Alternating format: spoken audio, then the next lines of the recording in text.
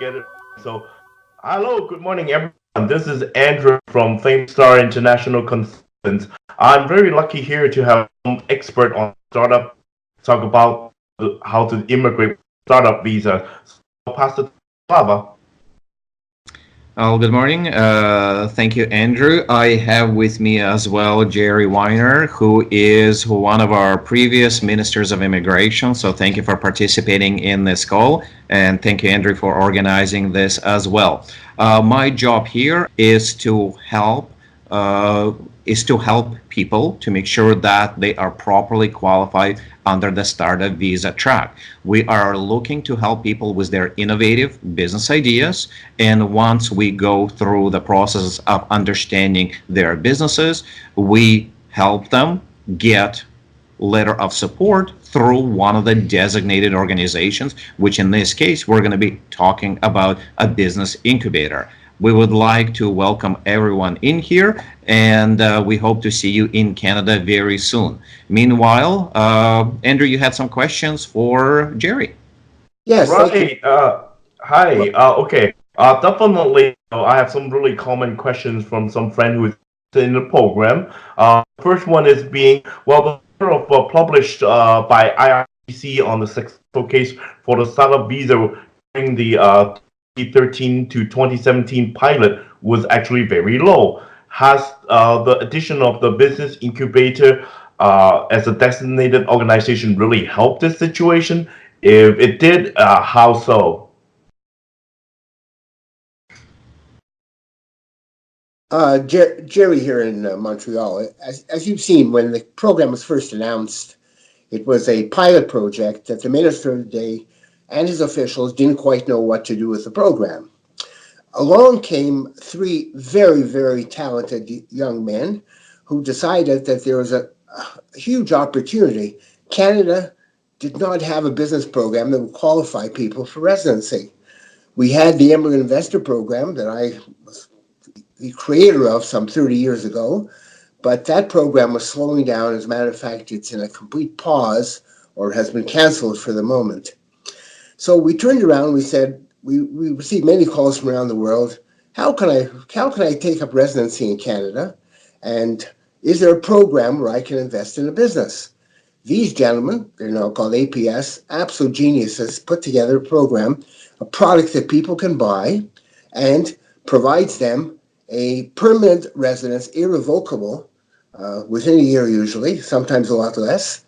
And they even give a contingency that until the letter of support, until that letter is granted, if that letter is not granted, the letter of support, there's a full refund. So without risk to the client or to the agent, to yourself, we're able to say we have Canada with one of the best business programs that's ever come along. So at the beginning, the minister announced 3 or 4 startup visas. This past year, we're going to be passing 400. So it's increasing dramatically. We want to take a rightful position in the world with being a startup nation. There are nations that have come from nowhere. They're now bringing venture capital and angels and incubators all together. They do this well, and our principals have experience with those incubators. So there's no reason why we can't be successful in Canada, and I'm thrilled to be a part of this operation, giving it the final touch for what Canada should be doing and helping people understand the benefits of being a resident in Canada. Okay, GERRY, sounds great. Okay, second question. After getting the support letter from the designated organization, does that mean that there will be a very high chance the candidate will get their PR status? In the IRCC approval process on startup visa, what factor would cause a candidate who have a support letter to still fail the application? Usually 2 factors which should be avoided before you even begin: criminality and medical inadmissibility, although some case of inadmissibility can be overcome. If both of those are absent, if there's no criminality or medical inadmissibility, in my mind, there's absolutely no reason why a PR card would not be granted, and even a work permit at times.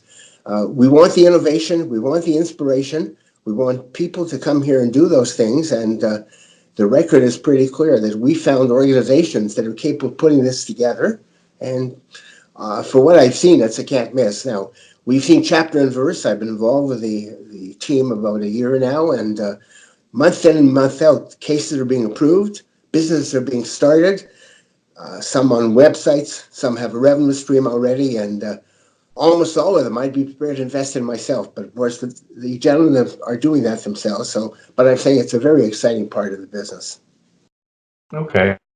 Okay. Now, finally, will IRC become very suspicious if many of these startup applicants were just used for education purposes, and then the business doesn't really survive that long? Would that really be a concern? I don't see that as a factor at all. The question is, will officials become? Right now, the officials are not sure how to do a startup visa, which is why they assigned it to independent bodies like the incubators, who are attached to the better universities. Professors are involved in teaching the prospect about Canada, helping the prospect understand Canada better. And it's exactly what we want. People to come here, bring their innovation, their inspiration, their talent. And it's an exciting program. There are other countries that are doing something similar. And Canada's been very careful in watching what they're doing. And I see absolutely no official who's going to be too troubled. It's such a small factor in a country that brings over 300,000 new immigrants and refugees each year to the country. So I'm pleased that this is going to go on for quite a while. Thank you, Gary. It's really good insight. That's really good help. Thank you.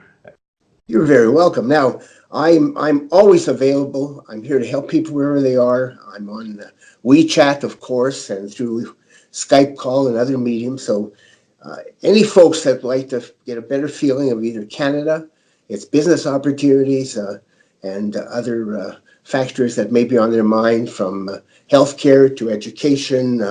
I've been involved in all those things, and now I'm happy to be a part of the APS team. Okay, thank you. Well, I'd like to thank and extend this thank you to the Honorable Gerry WEINER. Thank you very much for spending this time with us. I'd like to summarize in the words of Justin Trudeau, who is our current Prime Minister. He once spoke out about Canada in such matter. He said, when people look at Canada, they look at us as country of resources. However, he wants us as Canada to be looked at as country of resourceful. And through this line, we are looking in Canada for those people that can bring innovative new products, innovative new business ideas, and that's exactly what this startup visa is meant to do, to bring entrepreneurs to launch their businesses, to employ people, to have international marketed products, and to help both Canadian current employmentship and to help themselves to be integrated in part of Canadian business ecosystem. Thanks, Slava. Thank you, everyone. You're very welcome. Thank you.